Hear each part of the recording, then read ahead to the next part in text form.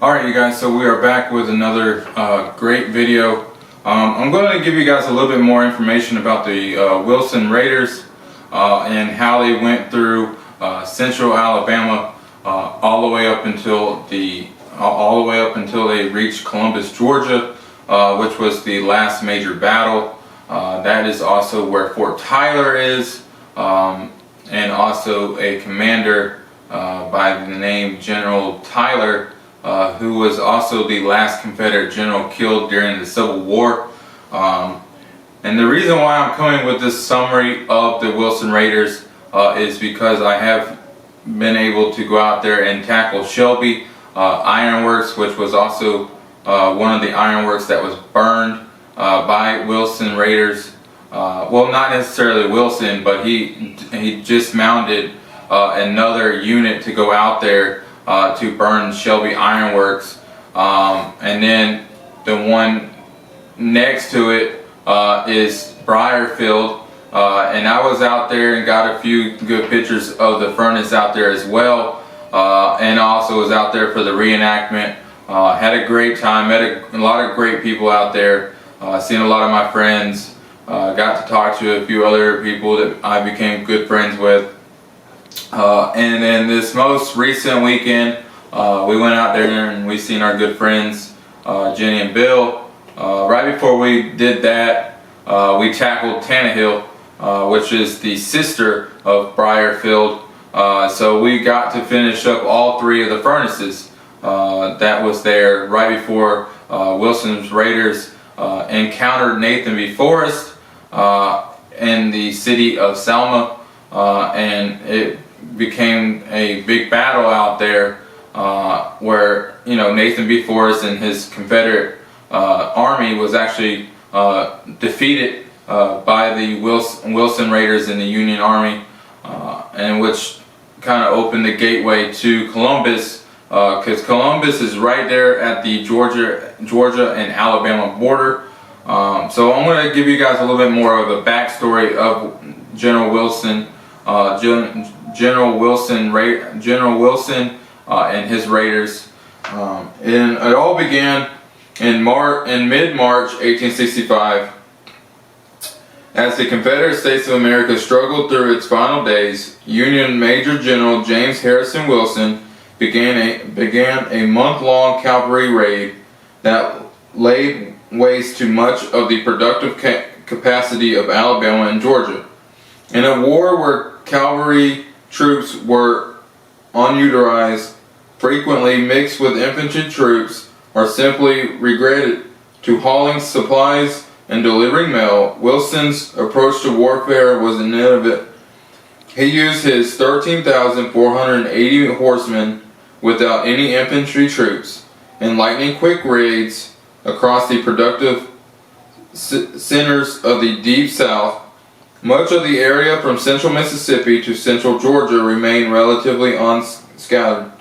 Even in the late stages of the Civil War, Wilson was delayed in crossing the rain-swollen Tennessee River, but he had gotten underway on March 22, 1865.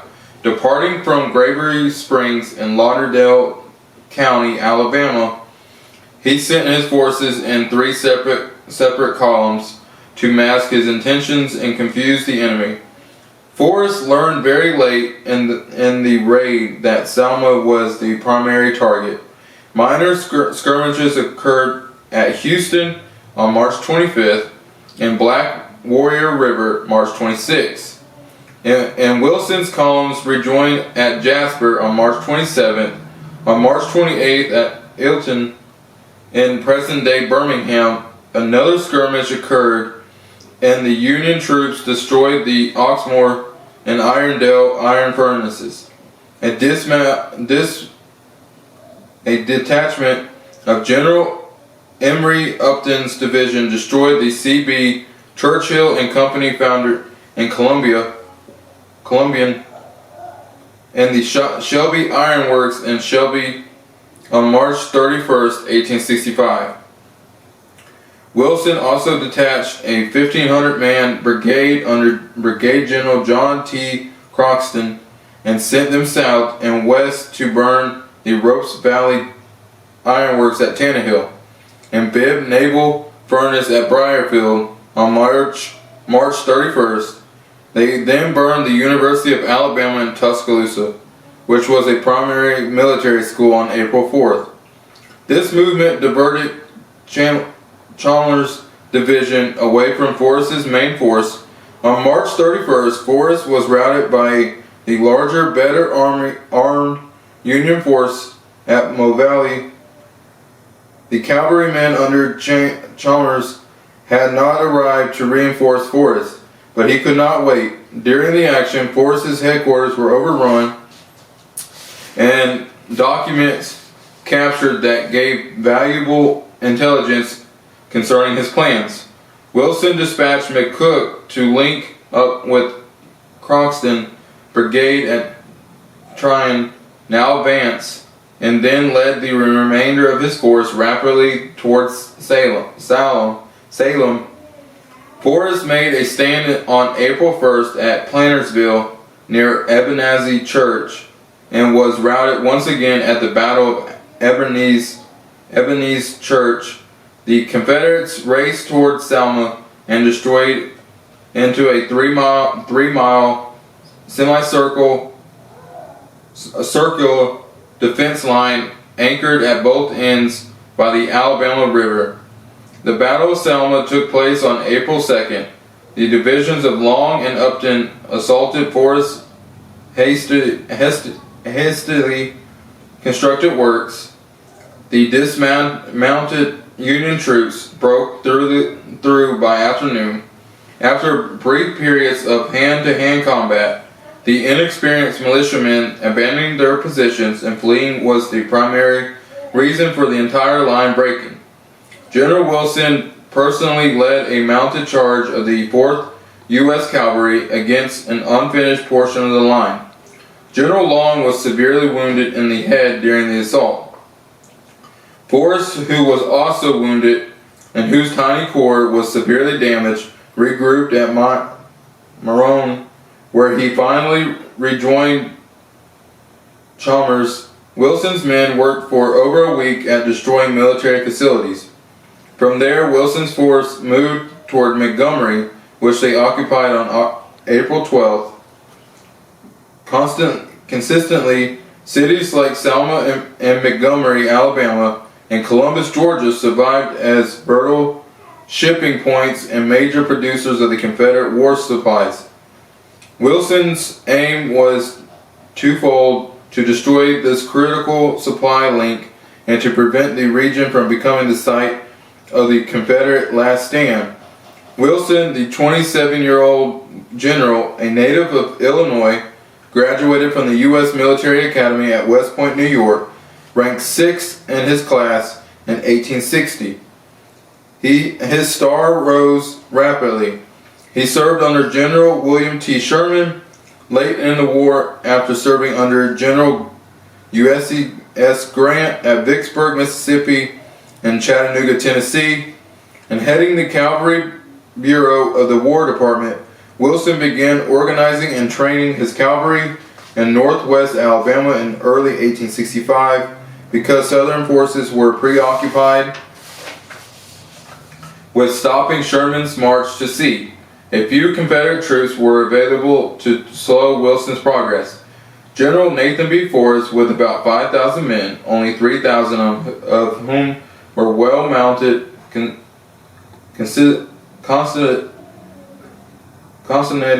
the main Confederate force in the region, but his troops were widely scattered and heavily outnumbered and outgunned.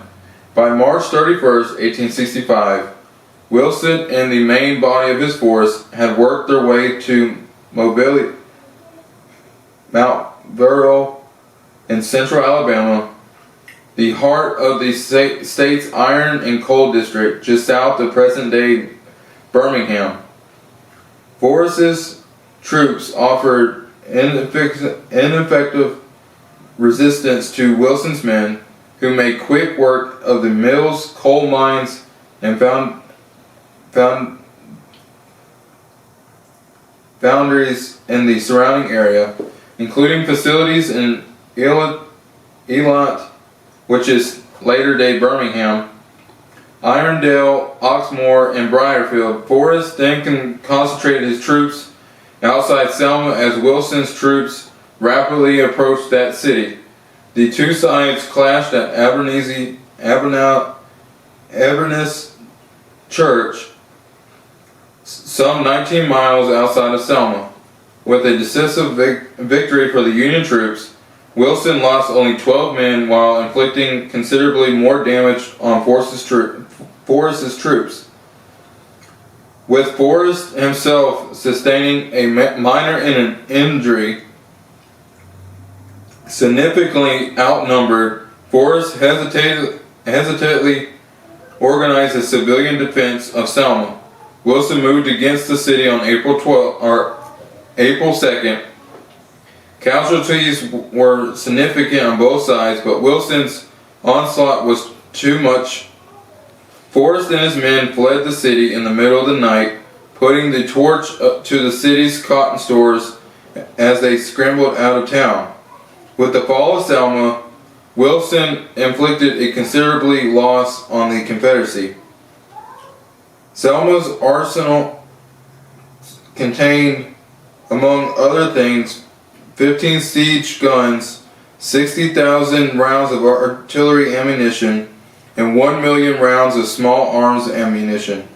Wilson destroyed the city's 11 ironworks and foundries, which had produced war goods for the Confederacy, as well as locomotives and rail cars, thus depriving the Confederacy of one of its last reliable industry centers. Moreover, Forrest's cavalry would harass Wilson's forces no more. In a meeting between Forrest and Wilson, Forrest repeatedly said to Wilson, "Well, General, you have beaten me badly, and for the first time I am compelled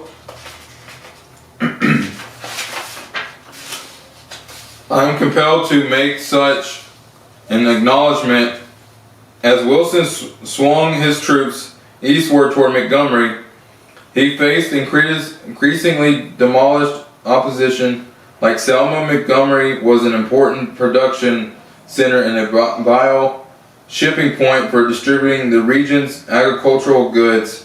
Moreover, as Montgomery was the capital of Alabama and a former capital of the Confederacy, it carried considerably symbolic weight. As Wilson's men approached Montgomery, Confederate General Dan Adams' troops, charged with defending the city, were ordered to Columbus to link up with Howard Cobb's Georgia State troops. Montgomery was left defenseless, and Wilson's men entered the city facing no resistance. With the war winding down, Wilson stayed in Montgomery 2 days, sparing the city except for its arsenal and its railroad equipment and depot. Heading into Georgia, Wilson moved against Columbus on April 16, 1865. Columbus too was unprepared to defend itself. Many of those trapped to defend the city were taking part in their first combat. Wilson easily routed the Confederates there and took around 1,500 men prisoner. With the fall of Columbus, Wilson had taken the last Confederate storehouse. As Wilson headed for Macon, Confederate General Robert E. Lee had already surrendered to Appomattox, Virginia, and U.S. President Abraham Lincoln was dead. The war was effectively over. Wilson organized cavalry patrols to capture fleeing Confederate leaders and to obtain the surrender of any bands of the Confederates still roaming Alabama and Georgia. On May 10, 1865, a group of Wilson's men captured the former president of the Confederacy, Jefferson Davis, at Irwinville in South Georgia. Groups of Wilson's men also captured or arrested former Confederate Vice President Alexander Stephens, Georgia Governor Joseph E. Brown, Georgia Senator Benjamin Hill, and the infamous Henry Wirz, commander of Andersonville Prison, Wilson's forces were fully disbanded by early July. Alright, you guys, so that is a little bit more of Wilson and his raid through central Alabama into Columbus, Georgia, and as well as many of towns that he was destroying and crippling the Confederacy throughout the southeast. But I hope that you guys enjoyed the video. Make sure you guys hit that like button, subscribe to my channel. Love you guys. Also go and check me out on Facebook. Talk to you guys again soon.